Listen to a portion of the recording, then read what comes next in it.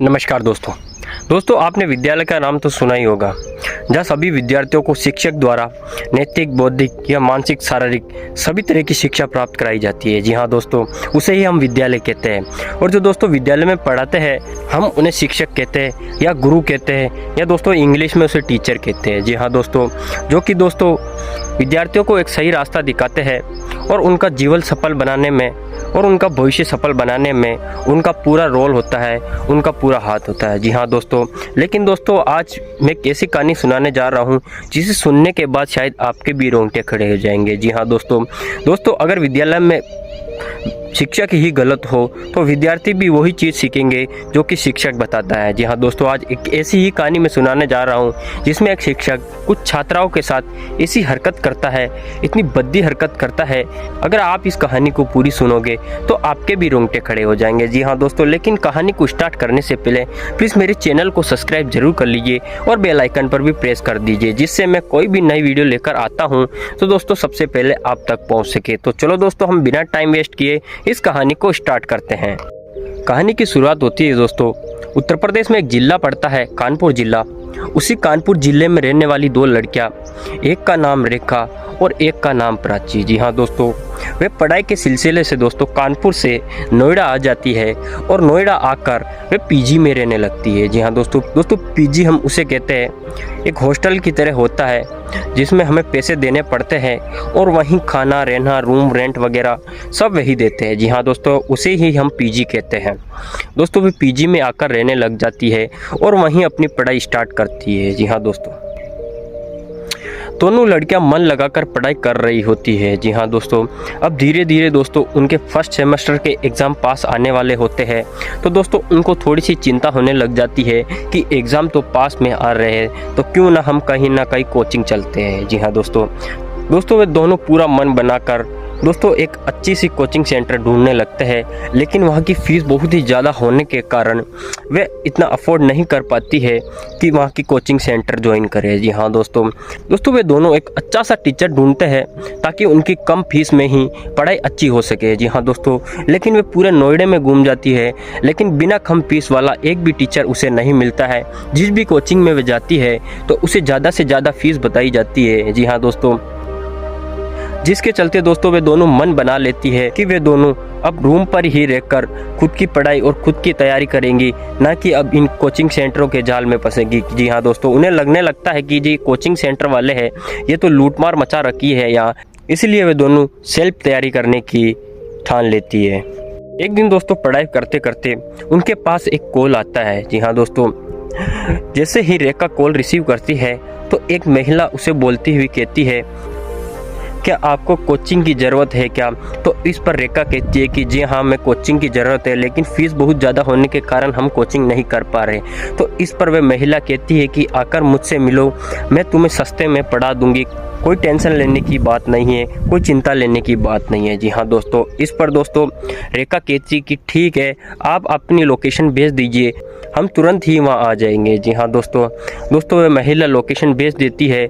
महिला के द्वारा भेजी गई लोकेशन पर रेखा और प्राची दोनों पहुँच जाती है। जी हाँ दोस्तों, पहुँचने के बाद दोस्तों वे अपने घर के अंदर ले जाती है और कहती है कि देखिए मेरे पास कोई कोचिंग सेंटर नहीं है, मैं तो बस कुछ बच्चे आ जाते हैं तो उनको पढ़ा देती हूँ, ये मेरा घर है और मैं अपने घर में ही तैयारी कराती हूँ।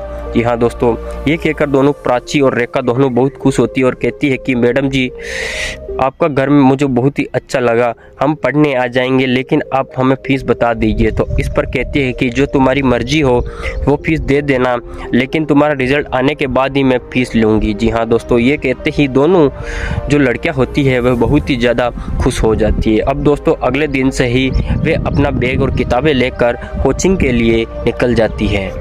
अब वह महिला रोज की तरह प्राची और रेखा को दोस्तों कोचिंग कराती थी, ट्यूशन में पढ़ाती थी। जी हाँ दोस्तों, मैं बता देता हूँ कि दोस्तों जो रेखा और प्राची की जो ट्यूशन टीचर थी उसका नाम निधि था। जी हाँ दोस्तों, निधि अपने पति के साथ वहीं घर में रहती थी।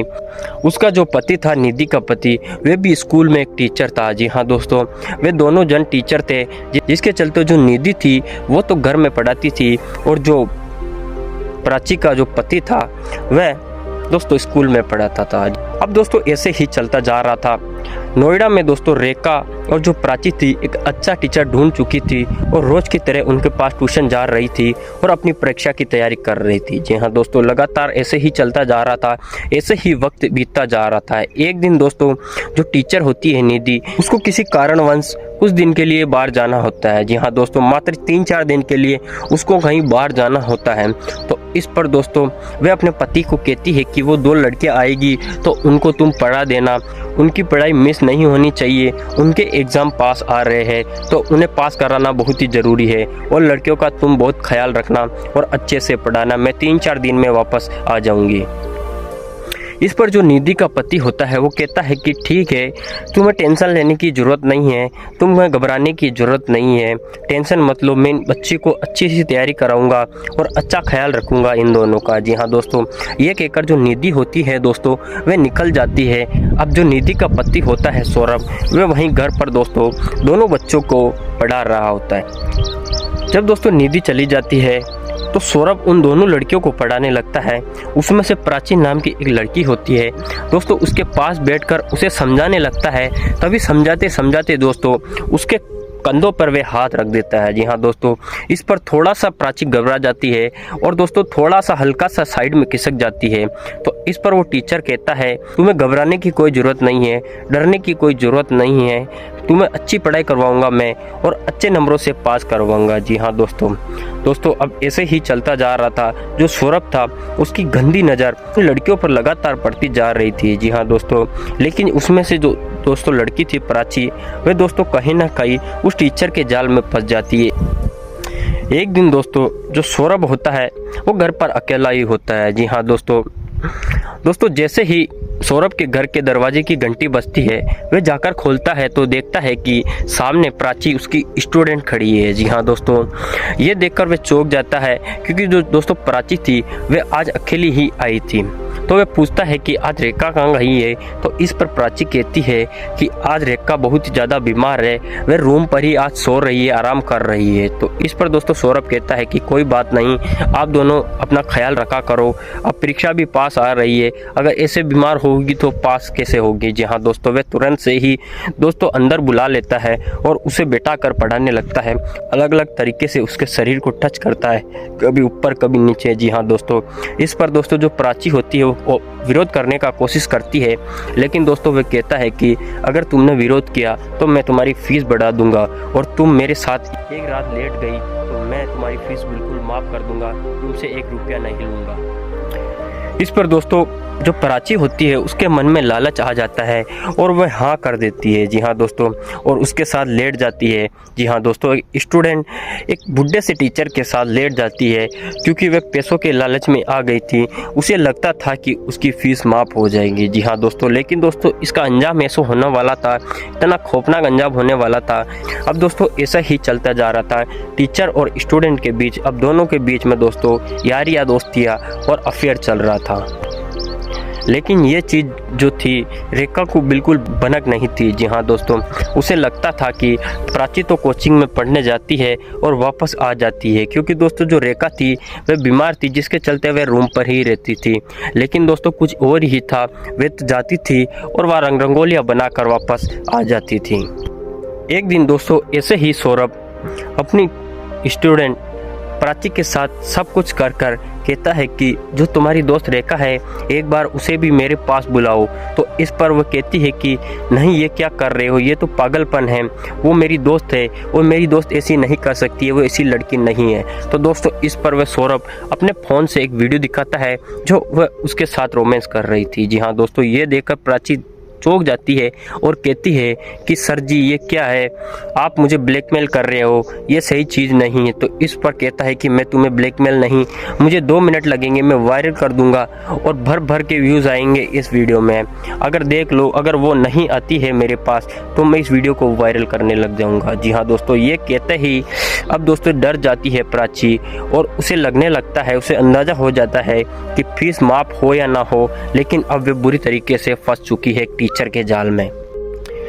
अब जो प्राची थी दोस्तों, वे अपने रूम पर जाती है और अपनी रेखा को कैसे भी बेलाने फुसलाने की सोचती रहती है। जी हाँ दोस्तों, उसे लगता है कि वो टीचर उस वीडियो को वायरल कर देगा, जिसके चलते वे अपनी दोस्त को बेला फुसला कर उसके साथ लेटवाना चाहती थी, उसके साथ दोस्तों रंगरगोलियाँ बनवाना चाहती थी, जिसके चलते दोस्तों अब उसे बेलाती है, फुसलाती है और एक दिन चुपके से दोस्तों उसके पास ले जाती है। जब वह गंदी तरीके से टच करने की कोशिश करता है रेखा को, तो वे जोर से विरोध करती है, जोर से चिल्लाती है। तो दोस्तों इस पर प्राची कहती है कि चिल्लाओ मत। तो रेखा कहती है कि ये क्या है प्राची, ऐसी गलत हरकत क्या है, ये ऐसे गंदे काम थोड़ी करने आए हैं हम, ये क्या बकवास है सब। ये करते करते दोस्तों जो निधि होती है सौरभ की पत्नी, जो उन दोनों की टीचर होती है, वे दोस्तों तुरंत से ही वे काम से वापस घर आ जाती है। जब वे देखती है ये चीज़ें तो दोस्तों उसके रोंगटे खड़े हो जाते हैं। जी हाँ दोस्तों, वे आंखें फाड़ फाड़ कर दोस्तों अपने पति को देखती है और जोर से एक तमाचा लगा कर कहती है कि तुम्हें शर्म नहीं आती है, मैंने तुम्हें पढ़ने के लिए